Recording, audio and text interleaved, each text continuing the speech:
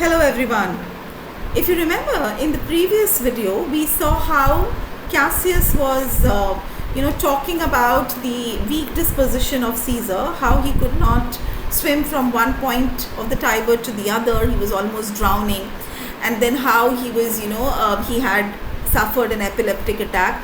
Just to let Brutus, plant that seeds of questions in Brutus's mind, is Caesar really worthy of the power that he is having in Rome?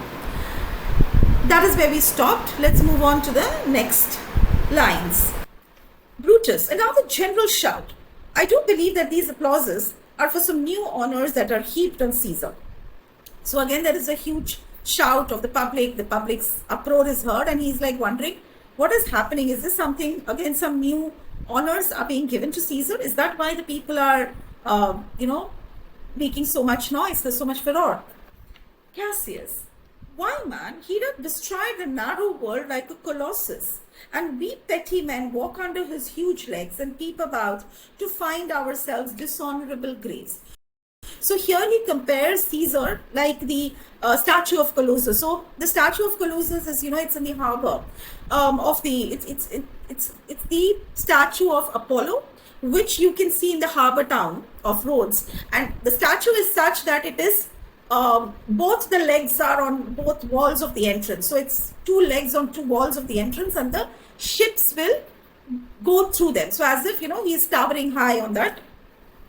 These ships will sail between the legs. So that's how powerful Colossus is shown as.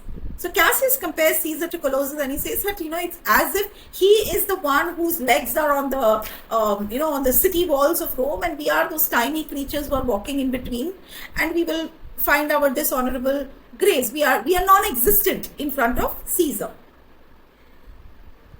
Men are masters of their fates. The fault, dear Brutus, is not in our stars, but in our sense that we are underlings. It's a very, very famous quote of Cassius. He says that, people generally say, oh, I'm not destined to be rich. I'm not destined to achieve great power. It's not in my destiny, perhaps. He says all that is not at all true.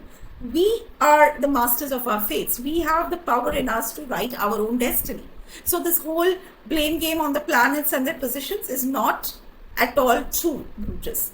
He says it is our fault today that we are the lesser mortals and Caesar is so powerful. Brutus and Caesar, what should be in that Caesar?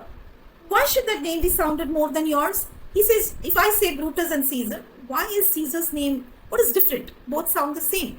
Same effort to say both the names. So why is Caesar's name taken with so much of reverence? Write them together, yours is as fair a name. So if you write these two, yours is as good a name as that of Caesar. Flow, he's working slowly on Brutus's mind and he's trying to twist it. Sound them, it does become the mouth as well. So he says if you utter it, both sound very nice. As much as Caesar sounds nice, so does Brutus.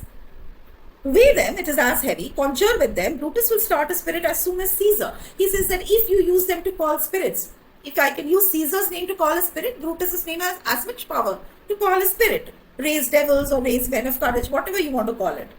Now, in the name of all the gods at once, upon what meat doth this our Caesar feel that he is grown so great? So he says, now tell me, if your name sounds similar, you have the same, both sound good, both have the same weightage. Both, you can write both, looks as pleasing as ever. Both have the same potential. Then why on God's earth is he so powerful? What is it that makes him so powerful than the rest of us?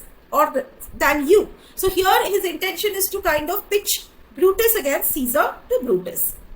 Rome, thou hast lost the breed of noble bloods, when bent thereby in age since the great flood, but it was found with more than with one man.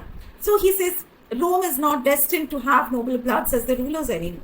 He says it was always, Rome used to have more than one person ruling it. It was always a concept of triumvirate, so that one person never yielded the ultimate power, which means that, there cannot be this question of tyranny, this question of dictatorship can never arise because there is always checks and balance. But now the situation is not like that. Now Caesar has ultimate power.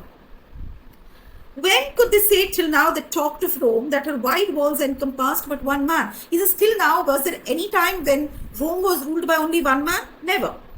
Now he said, Rome indeed, and room enough when there is in it but only one man. Rome and room, again pun with these words. So he says that, but now is there room for anyone else? Because it's all Caesar. Rome and Caesar have become synonymous to each other. Is there room for anyone else? Oh, you and I have heard our fathers say, there was a Brutus once that would have brooked the eternal devil to keep his state in Rome as easily as a king. So he's talking about another Brutus here. He's talking about Lucius Brutus, who was responsible for expelling Tarquins. Okay, here Tarquins was expelled from Rome because he had also become tyrannical. And this current Brutus that we have, Marcus Brutus, is a descendant of that Brutus. So that is what is Cassius's speech.